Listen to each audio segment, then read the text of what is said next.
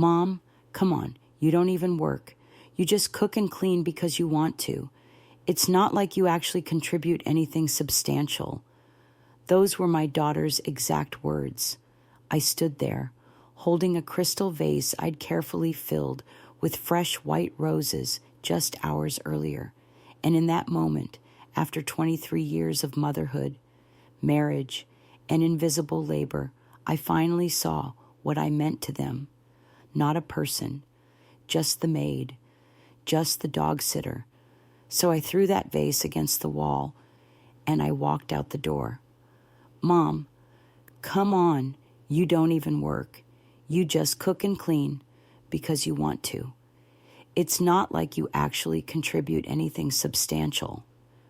Those were my daughter's exact words. I stood there, holding a crystal vase I'd carefully filled with fresh white roses just hours earlier. And in that moment, after 23 years of motherhood, marriage, and invisible labor, I finally saw what I meant to them.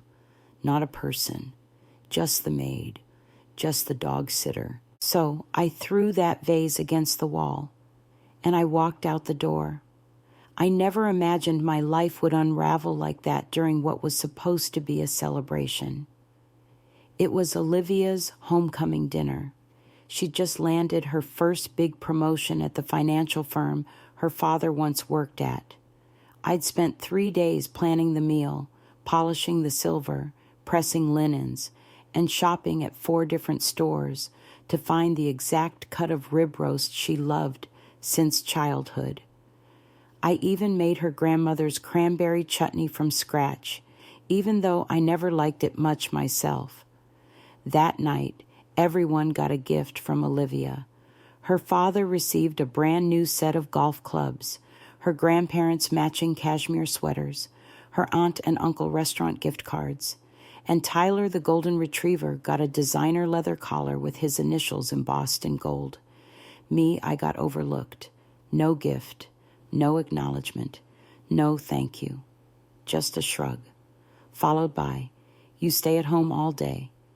Dad works 60-hour weeks. I'm building my career.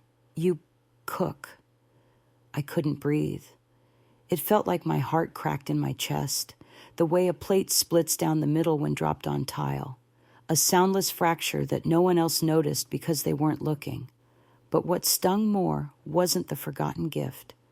It was when Olivia looked me square in the eye and told me I wouldn't be joining them on their Aspen ski trip over Christmas. We need someone to stay with Tyler, she said. You don't ski anyway. And just like that, I was uninvited from a family vacation. My role boiled down to housekeeper and dog sitter. That's when something inside me finally broke. For years, I told myself it was enough to be needed, to make things run smoothly, to be the glue, the comfort, the steady hand. I told myself that staying home, raising Olivia, supporting Gregory's climb from junior executive to CEO was purpose enough. But in that moment, I realized something that made my blood run cold. They didn't love me for who I was. They loved me for what I did, and I was done being useful. So I walked upstairs, pulled out the old Samsonite suitcase my grandmother left me, packed just enough clothes to get by, grabbed my passport and the credit card my mother insisted I keep just in case. And I left. No dramatic farewell, no long speech, just one decision. I was choosing myself. And the next morning I boarded a first-class flight to the Maldives alone. That was the beginning of the life I was always meant to live. But to understand why it took me 23 years to get there, I have to take you back to the beginning, when I first started losing myself in the shadows of my own family. Gregory and I met in our late 20s, both of us rising stars at different marketing firms. He was sharp, ambitious, and carried himself with a quiet confidence that seemed to shift the energy in every room he entered. I was leading the creative department at my agency, proud of the work I'd built from the ground up. We met at a conference in Chicago and bonded over late-night conversations about branding strategy and future dreams. Our romance wasn't a whirlwind. It was a strategic partnership from the start. We had ambition in common, the kind that lights a fire in your chest and makes you feel like the world is yours for the taking. We plotted 5-year plans on yellow legal pads, drank cheap wine on my tiny apartment floor, and promised we'd build an empire together. When he proposed, it was in the middle of one of my own business presentations. He interrupted my pitch, dropped to one knee, and told the entire room, "I can't imagine building a future without the smartest woman I've ever met. I thought I was marrying an equal, and for a time, I was. We bought a modest home, renovated it together on weekends, and celebrated our promotions with champagne and weekend trips. I still remember the photo, us in paint-splattered overalls, his glasses crooked, my hair in a bandana. We were a team. Then, a blue plus sign on a pregnancy test changed everything. I was 32. He was 34. We weren't trying, but we weren't preventing either. When I told him, I expected excitement, joy, even. And while there was a smile, there was also something else in his eyes, a flicker of calculation. "This changes things," he said softly, hand resting on my stomach. I nodded, thinking he meant it in the beautiful, life-altering way that all new parents do. Instead, he meant my career. Over the next few weeks, Gregory brought home article after article about the developmental advantages of having a stay-at-home mom. He scheduled meetings with financial advisors who showed, with carefully constructed spreadsheets, how my post-childcare salary would hardly be worth it. He quoted his own mother, how she gave everything to raising him. "Our daughter needs the same," he declared. I tried to resist. I told him I could take a short maternity leave, arrange flexible hours, even work from home. I was used to deadlines and creative problem solving. I believed I could do both. But it wasn't a conversation. It was a decision already made. By the time I was 7 months pregnant, he'd already spoken to HR about converting my leave into a resignation. "It's just temporary," he said, brushing my forehead with a kiss that felt more like dismissal than comfort. "Once she starts school, we'll revisit." That conversation never happened. Temporary turned into years, then decades. At first, I poured all my creative energy into preparing for our daughter's arrival. I hand-painted a forest mural on her nursery wall, sewed curtains, and curated the perfect baby registry like it was a campaign launch. When Olivia was born red-faced, full of life, I knew I'd made the right choice. She became my world. But as the years passed, my sense of self began to shrink. While Gregory climbed to the top of his firm, I became invisible in the home I kept spotless, in the life I managed so efficiently. He traveled for work, received bonuses, won awards. I managed meals, packed lunches, organized play dates, and attended PTA meetings. Every compliment I received came through the lens of others. "Christine is amazing with Olivia," they'd say. Later it became, "Christine is so particular about the house." Eventually, even that slipped away. To Gregory, my work became background noise, expected, unworthy of acknowledgement. "How hard can it be to stay home all day?" he once joked at a dinner party, sipping wine I'd chosen, at a table I'd set, in a home I maintained. Everyone laughed. I smiled too, but inside, I flinched. I had given up a 6-figure job, a respected reputation, a title, and all I had to show for it was an allowance, yes, an actual allowance that hadn't been increased since 2010.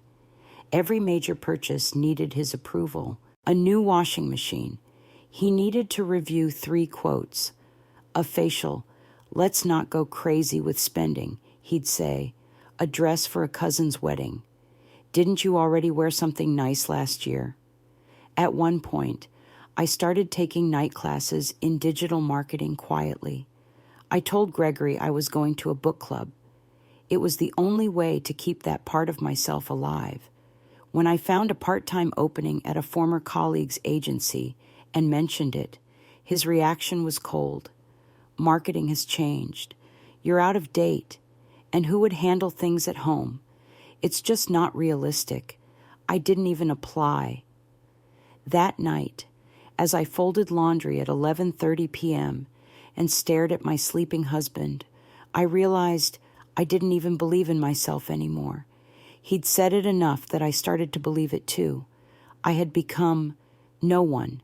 I was no longer Christine, the woman with a head for campaigns, a sharp eye for branding, a fire in her soul. I was just mom, just honey, just can you pick this up? Can you take care of that? And then came the teen years. Olivia grew up in the shadow of that same dismissal. She learned that her father rewarded achievement straight A's, college admissions, internships with expensive gifts and praise. She learned that my efforts, the late nights, the quiet guidance, the meals, the emotional labor were background support, expected, not exceptional. When she won the state science fair, Gregory took her to New York for a Broadway weekend. When I asked her to help with dishes afterward, she sighed. Dad says my only job is to get straight A's. And I kept stepping in, doing laundry, filling out college applications, covering shifts at her summer job when she didn't feel like working, making everything seamless. I told myself it was love, but I was teaching her the wrong lesson that my time, my energy, my very self didn't matter. When she left for college, I cried for days, and not just because I missed her, but because I realized I had no idea who I was anymore. I had spent 18 years pouring everything into a child who didn't look back as she walked away. I stood there in our driveway, waving as Gregory filmed her departure on his phone, and I realized no one had ever stopped to ask if I was okay. Not once. Not in 23 years. But the truth is, I hadn't asked myself that either. Not until the night I was told I wouldn't be joining them on the family ski trip, because someone needed to stay home and watch the dog. It was supposed to be a celebration, a joyful homecoming, one of those rare family gatherings that I used to spend days preparing for, pouring every ounce of energy and care into each detail, believing, always, that if everything was just right, I would be seen. Olivia had just received a promotion at her firm, her first real step up in the world. After 6 months in the job, Gregory helped her land through an old college connection. As usual, he was over the moon, bragging to anyone who would listen that his girl was climbing the corporate ladder just like he had. Me, I was invisible in those conversations. No mention of the late nights I sat up helping her prepare her resume, or the interview outfit I'd tailored, or the mock interviews I conducted in our living room while she rolled her eyes and sighed with impatience. That wasn't the kind of contribution anyone in this house noticed. But still, I wanted to make the night special.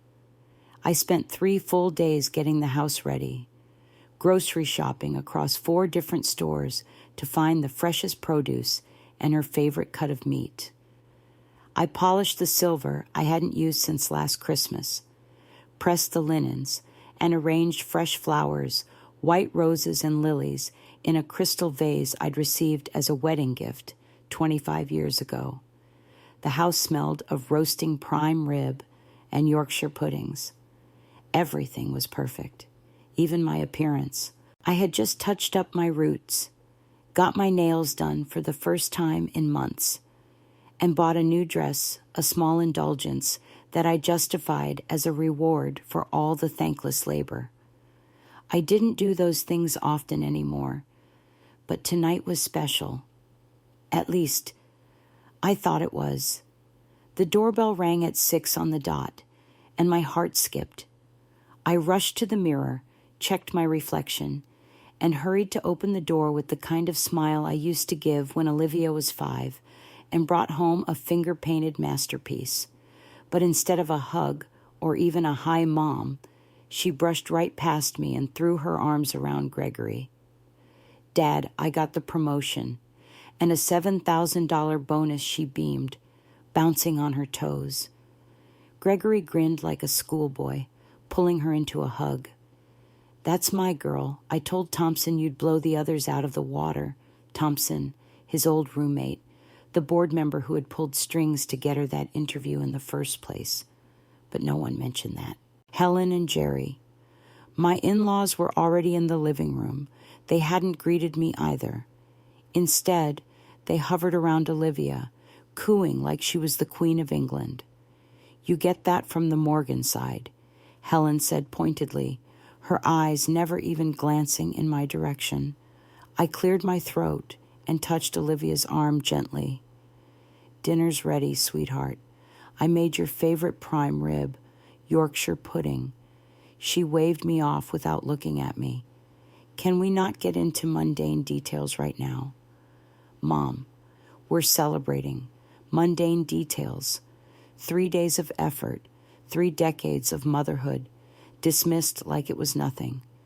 We eventually made our way to the dining room. Gregory took his usual place at the head of the table and gave a blessing that thanked God for Olivia's success. Not a word about the hands that prepared the meal. Not a mention of the woman who'd made it all happen. Throughout dinner, Olivia shared stories about her office life names I didn't recognize, jargon I didn't understand. The derivative exposure was totally mispriced relative to the underlying volatility, she said to Gregory. I nodded silently, refilling water glasses. My place at the table was no longer conversational. It was functional.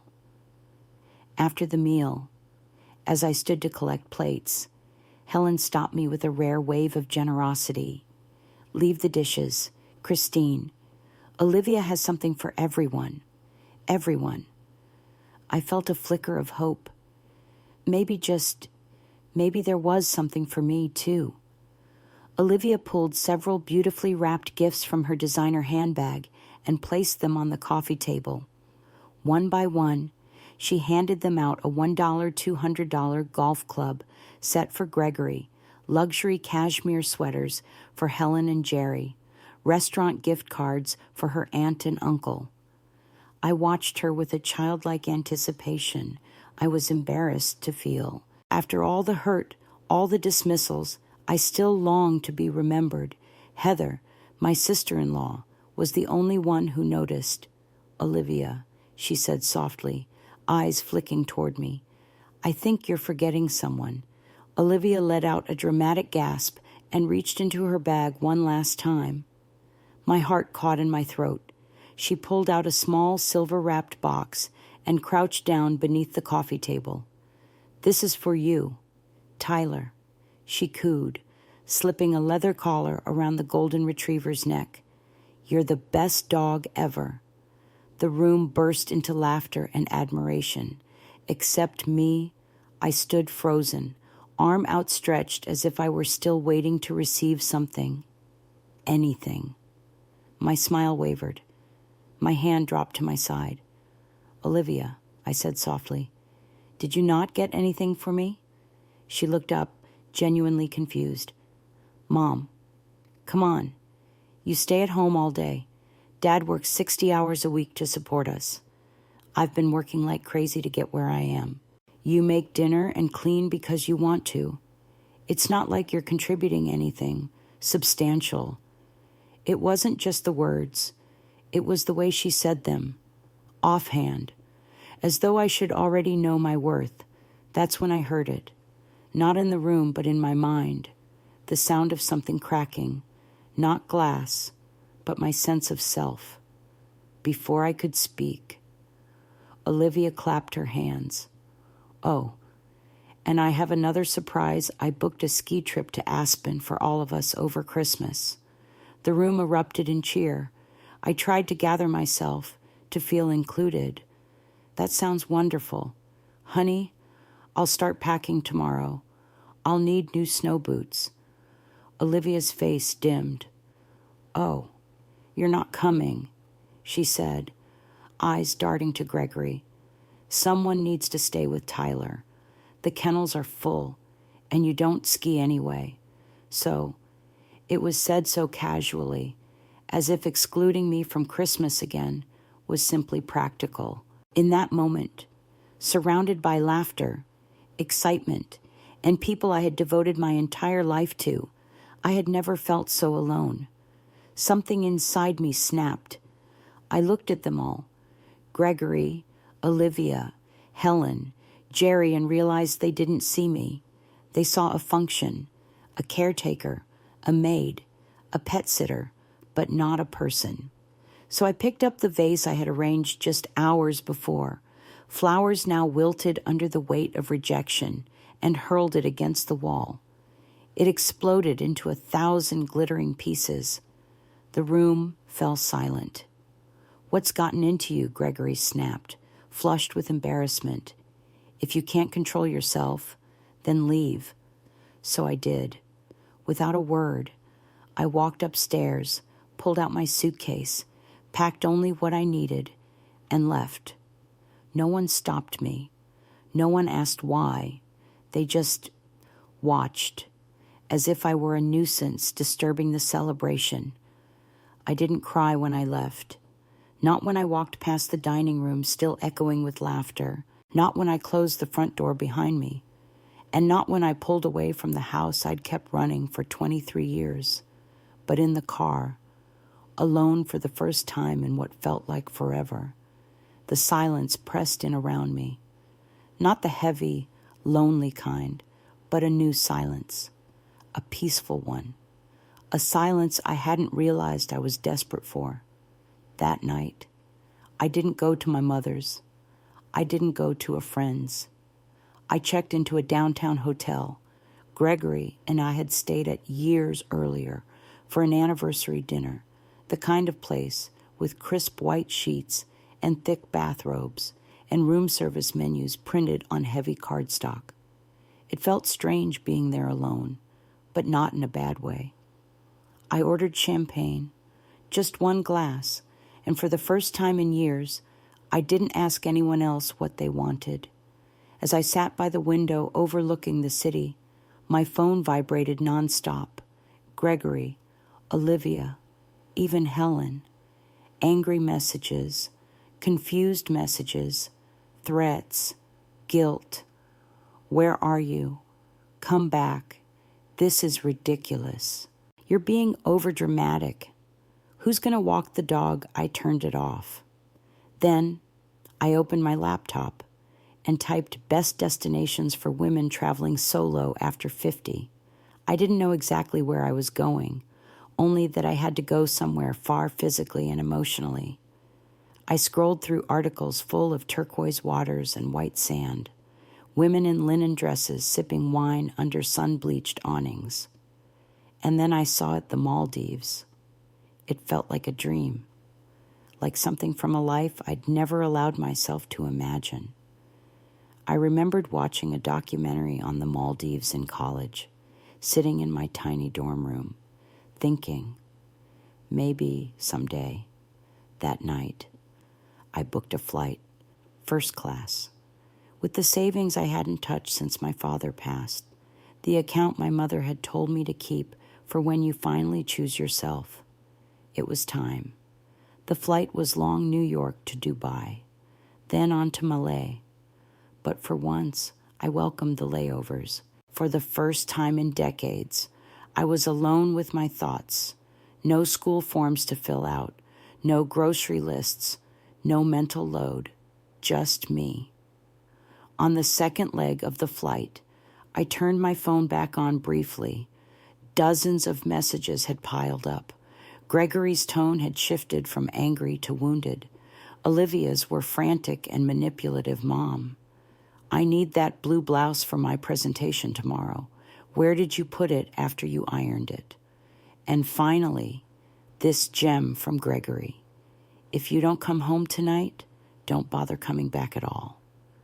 I laughed out loud in the middle of a plane full of sleeping strangers. A real laugh, not polite or forced, just sharp, clean amusement. Did he think that was a threat? I replied, divorce papers will be delivered to your office next week. Tyler's food is in the pantry. Top right.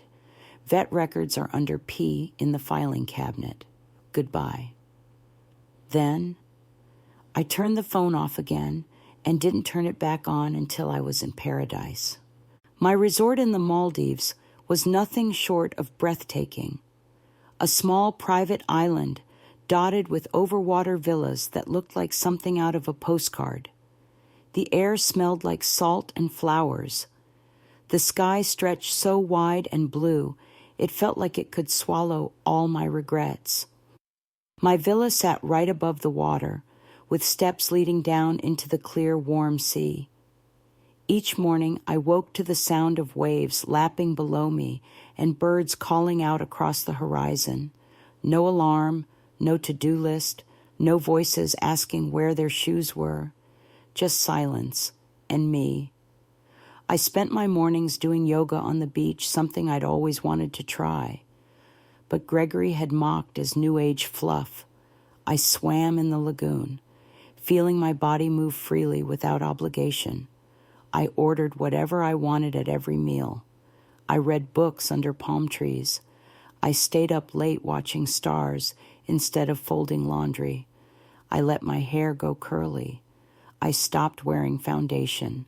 I wore bold colors that Gregory used to say were too much, and slowly, I began to remember who I used to be. I met other women at the resort, solo travelers, widows, divorcees, women who had walked away from marriages that had long since stopped serving them. We talked over seafood and cocktails, sharing our stories like battle scars. One woman, Eleanor from Australia, told me her husband had complained about driving her to chemotherapy.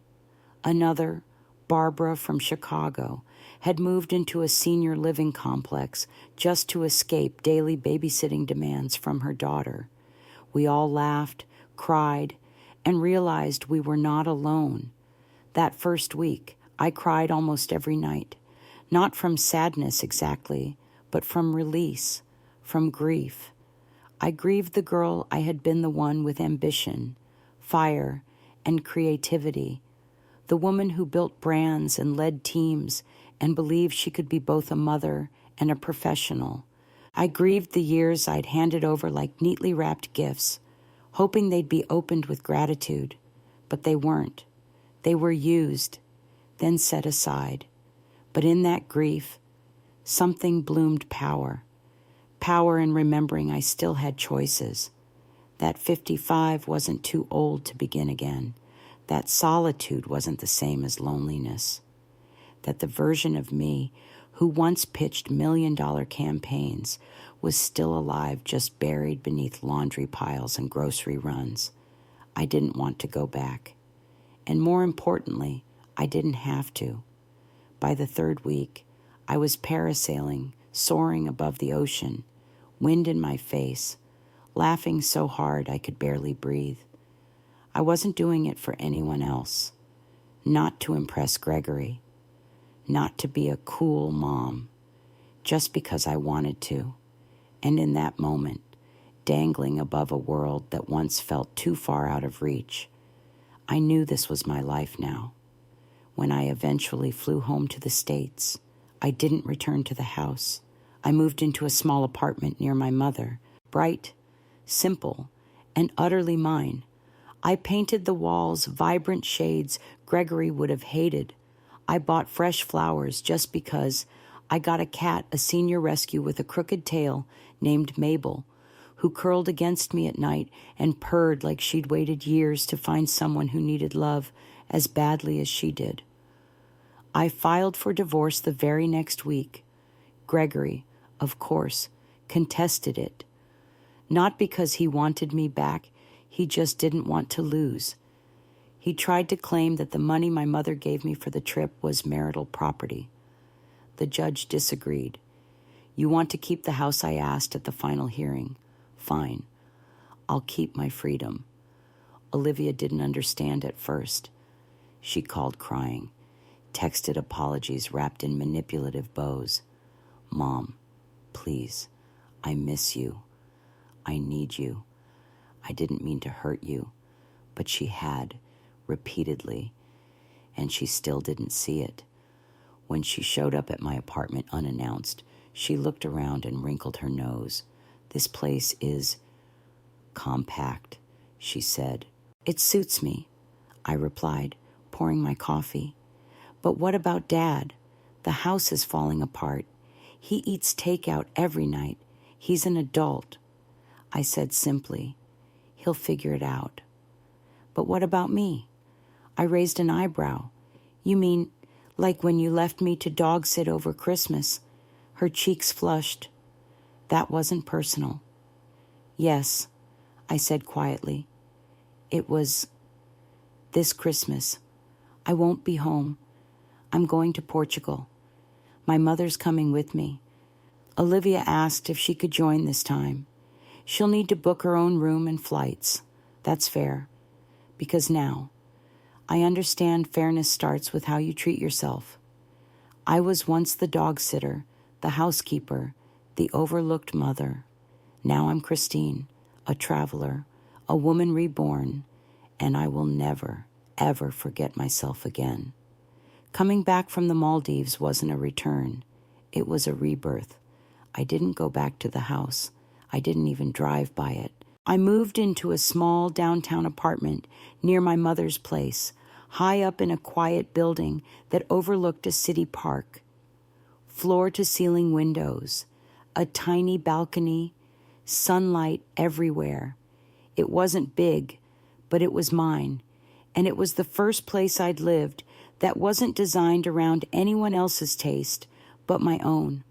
The first thing I did was paint the kitchen a sunny yellow. Gregory had always hated yellow, said it was too bright, too loud, but standing there in my new apartment, brush in hand, I realized I didn't want quiet anymore. I wanted light. Then I painted the bedroom a calming blue, and the living room got a bold teal accent wall. I arranged my books by color instead of alphabetically, just because I liked how it looked. I adopted an elderly cat named Mabel from the shelter. She curled up beside me every night as if we'd both been waiting our whole lives to be seen.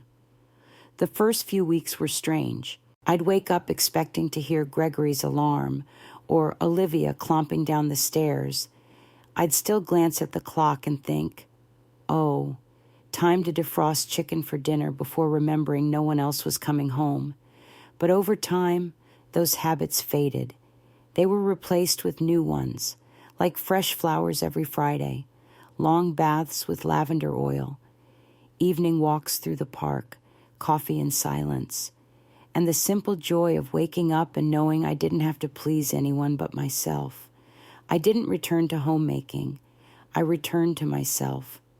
It started with a course at the local community college, Marketing 101, just to test the waters. I almost backed out, sitting in that classroom full of 20-somethings, wearing my reading glasses and a cardigan. I felt ridiculous. What was I doing here at 55? But then I met Professor Riley, 60-something, white-haired, sharp as a tack. She ran her own agency for decades before retiring to teach. After class one day, she pulled me aside. "You've got instincts," she said. "And more importantly, you understand how products speak to women like us, women over 40. Most marketers miss that." Her words lit a fire in me I hadn't felt in years. I kept going. More classes, late-night assignments, library hours. And you know what? I was good at it. I wasn't behind, I was ahead. Because I knew what real life looked like, what people actually responded to. I wasn't some fresh graduate guessing what middle-aged women wanted. I was that woman. I started volunteering 3 days a week at a local animal shelter. No one there cared what my resume said. They cared that I showed up, that I was kind, that I could comfort a scared dog or calm an anxious cat. The staff welcomed me. They laughed with me. They thanked me, something that hadn't happened at home in years. On Saturdays, I joined a women's hiking group. We explored local trails, shared stories, and compared life lessons over protein bars and coffee from thermoses. One woman was freshly divorced, another recently widowed. All of them were rebuilding something, just like me. Then came the clothes. I cleaned out everything in my closet. All the neutrals Gregory had approved, all the conservative dresses I wore to not embarrass Olivia. Gone. I bought dresses with swirls of color, blouses with texture, jeans that fit well and made me feel good. I wore red lipstick again. One afternoon, after a pottery class, a woman approached me in the parking lot. "You're Christine Morgan." "Right," she asked cautiously. I blinked. "Yes, I heard your interview on that podcast, Women Starting Over. You were incredible. My professor had suggested the podcast." I'd reluctantly agreed to share my story, thinking maybe a few women would listen. I never expected to be recognized. She smiled. "You made me leave my husband. 30 years of emotional neglect, I thought it was just me. But when you talked about becoming invisible, it was like you were describing my life. I moved out last month. I'm scared, but I'm finally breathing." I hugged her, right there in the parking lot, next to a car covered in clay fingerprints, and I realized my story had power, not because it was dramatic, but because it was real. Meanwhile, Gregory's life unraveled. The image he'd carefully maintained perfect home, doting father, successful executive began to crumble without his unpaid house manager to hold it all together. I heard from Heather that he'd gone through 3 different housekeepers in as many months. None of them met his standards. He forgot meetings, missed deadlines. The house was falling apart. Olivia was struggling too. She called one afternoon, voice tight with frustration. "Mom, do you know how much dry cleaners charge and they don't even deliver?" I bit my tongue. "Welcome to the real world," I said gently. "You sound different," she added a moment later. "You look different too. In your pictures, you seem younger." "I feel younger," I said honestly. "Lighter, because you don't have to take care of us anymore." "No," I replied, sipping my coffee, "because I'm finally taking care of myself." There were hard moments. When Olivia called crying over a bad day at work, every instinct in me screamed to drive over and hold her.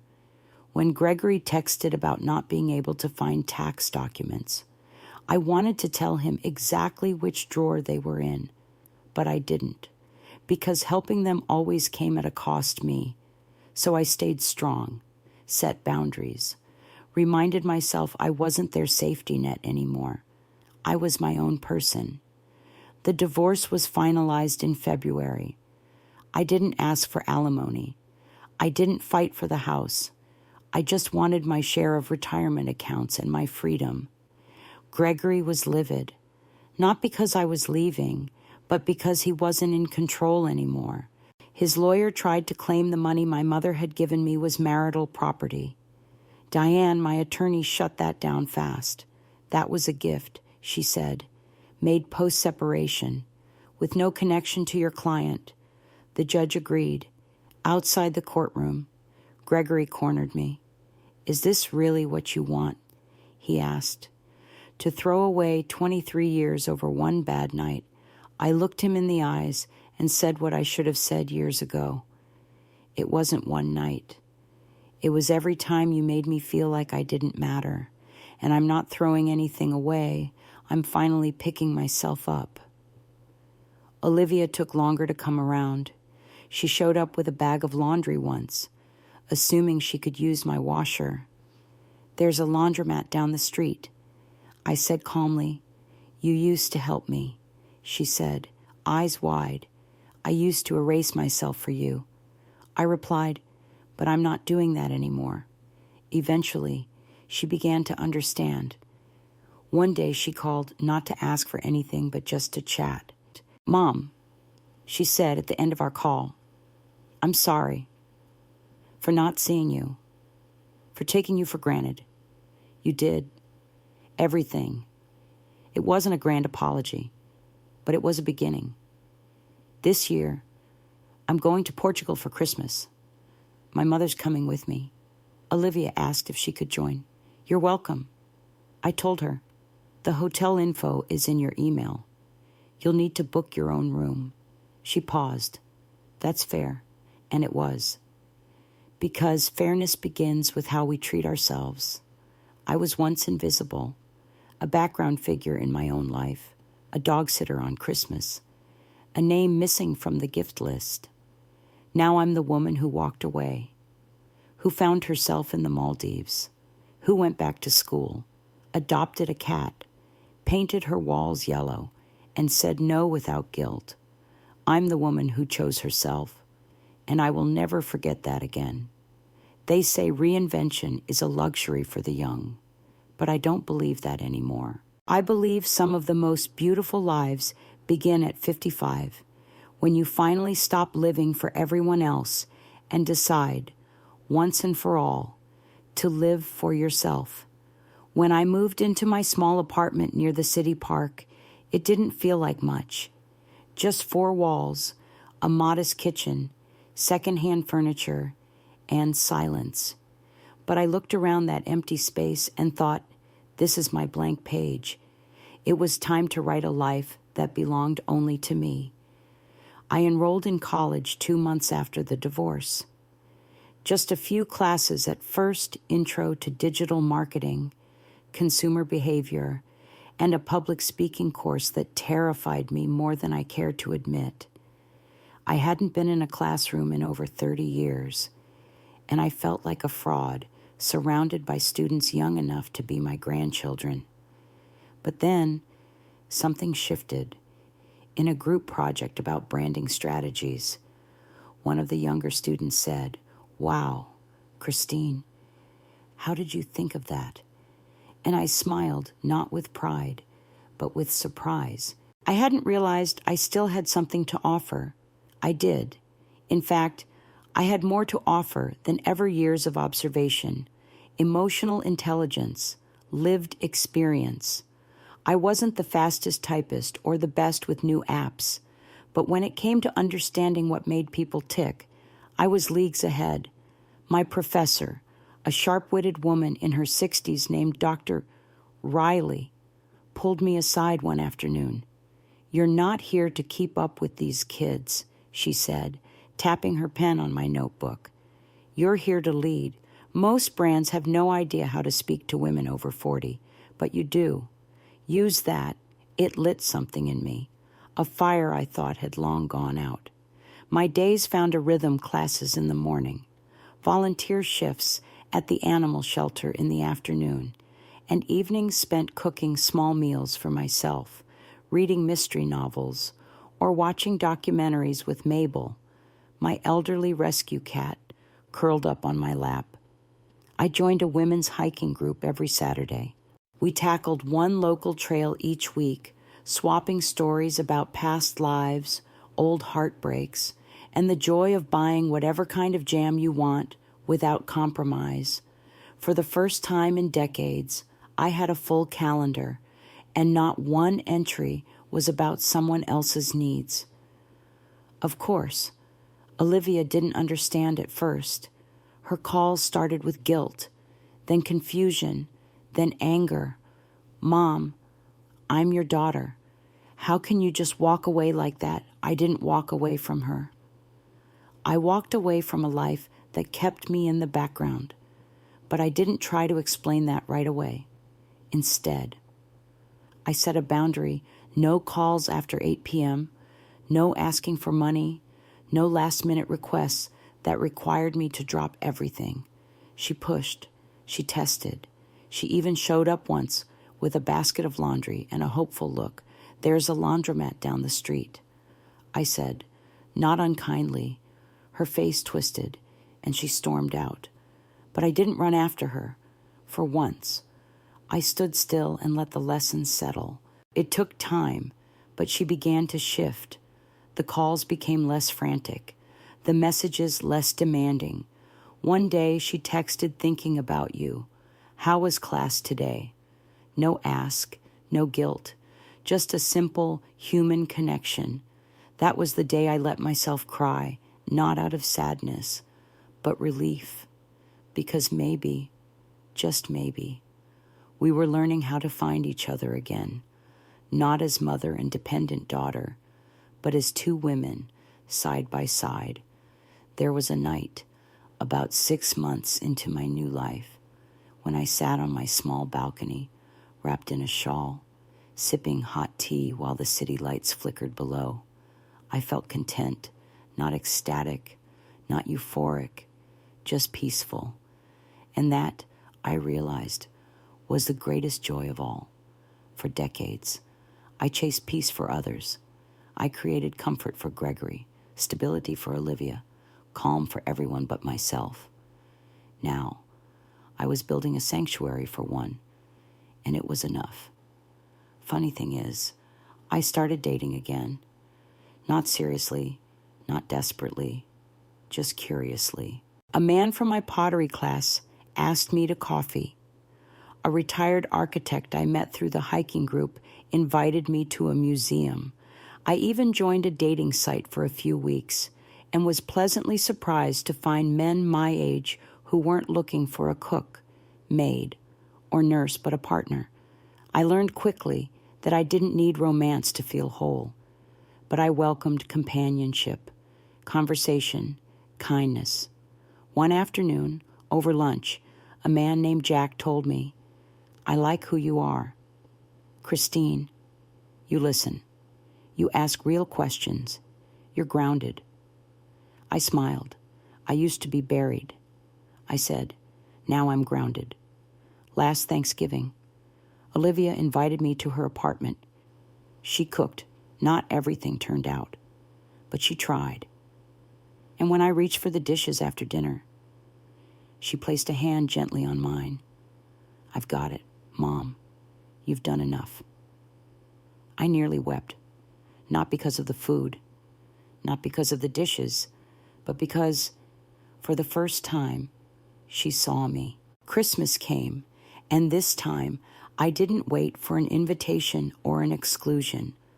I booked a trip to Portugal with my mother. She's 81 now, still sharp, still adventurous, and still full of opinions about everything from travel insurance to the best codfish in Lisbon. We stayed in family-run inns. We walked along coastal cliffs. We shared stories over warm pastries in narrow alley cafes. I watched her thrive and thought, this is what legacy looks like. Not just bloodline, but courage, strength, joy passed down like a torch. Olivia texted while we were there, "I miss you. I hope you're having fun. Portugal looks beautiful." She was beginning to understand that love didn't always look like sacrifice. Sometimes it looked like space, sometimes like distance, sometimes like a woman choosing joy, even when it wasn't convenient. 1 year after I walked out of that house, I stood in front of a classroom and gave a presentation on brand loyalty among women over 50. The students listened. They took notes. One young woman raised her hand and said, "It's amazing how much we overlook older women in marketing." I smiled. "It's not just in marketing," I said, "but the good news is we can change that." I never got an apology from Gregory, but I no longer needed one. I see him sometimes in court-required meetings. We've divided everything now: the house, the accounts, the memories. He looks smaller somehow, not physically, but inwardly. The kind of man who doesn't know how to live without someone to manage his life. That used to be me, but not anymore. Now I sleep with the windows open. I eat dessert before dinner if I feel like it. I dance in my living room on Sunday mornings. I attend poetry readings and buy earrings that jingle. I drink wine alone without sadness. I fill notebooks with half-formed ideas. I've become a woman I would have admired years ago. A woman who knows her worth. A woman who doesn't apologize for joy. A woman who started over, not because she had to, but because she finally realized she deserved to. If you had told me 2 years ago that I'd be living in a small apartment, going back to college, eating breakfast alone at 8 with a sleepy cat by my side and happy, I wouldn't have believed you. But here I am, living proof that your life doesn't end when your role in someone else's life does. Sometimes that's exactly when it begins. It started with a text, nothing grand, nothing dramatic, just 5 words. How was your day? Mom. I stared at it for longer than I care to admit.